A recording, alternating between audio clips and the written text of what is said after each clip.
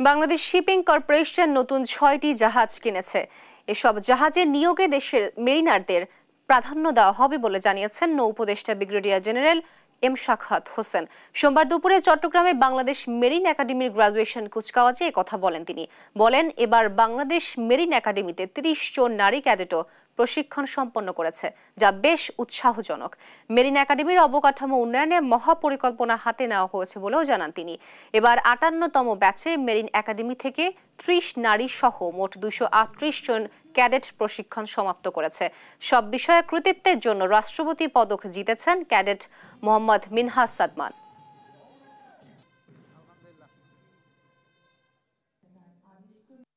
আমরা বাংলাদেশ শিপিং কর্পোরেশনের এনলার্জ করছি।